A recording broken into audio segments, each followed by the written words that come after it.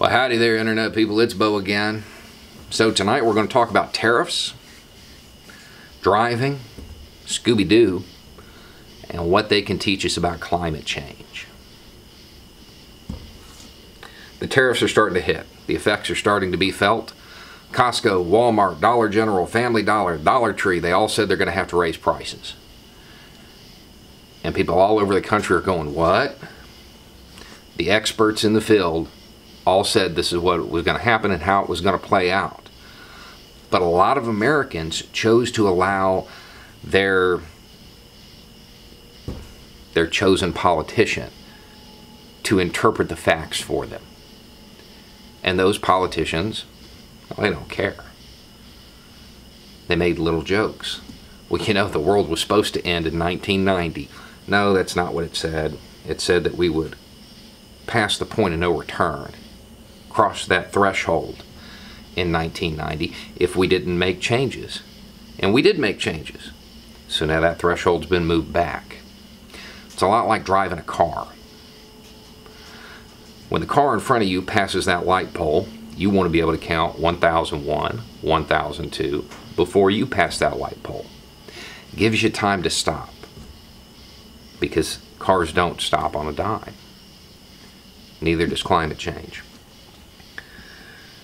The new predictions say that by 2050 we will cross that point of no return, and that is when we will start to see the beginning of the collapse of society.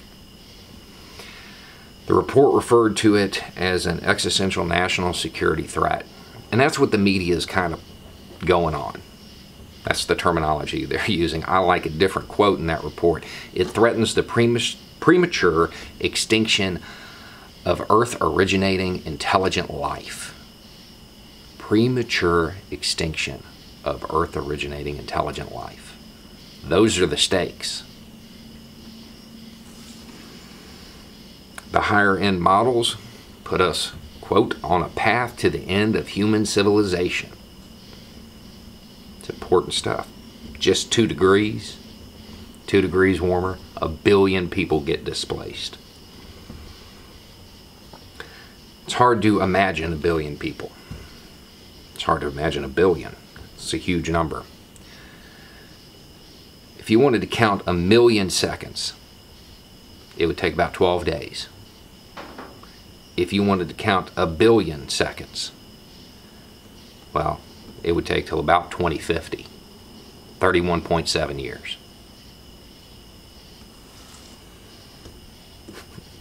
We're talking about a border crisis now. Worrying about refugees now. Wait until there's 1 billion of them. It's a serious thing. And these are the experts in the field. Hope you trust them this time. What we know is that this is the younger generation. Oh, this is their fight.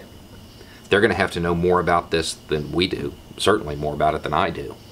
I mean, I can read the reports, I can understand what they're saying, but I don't know all the nuances. And they're going to be told what they can do to fight climate change. And they're going to be told to plant a tree. Yeah, it'll help. Plant a tree. Make sure it's a fruit tree. It'll help. Recycle. It'll help. But it's not going to solve the problem. These small measures, well, that bought us a little time. The report recommends a World War II style mobilization. Basically, it recommends the new Green Deal, really. I mean, that's what it's talking about. That's what it's saying is going to solve the problem.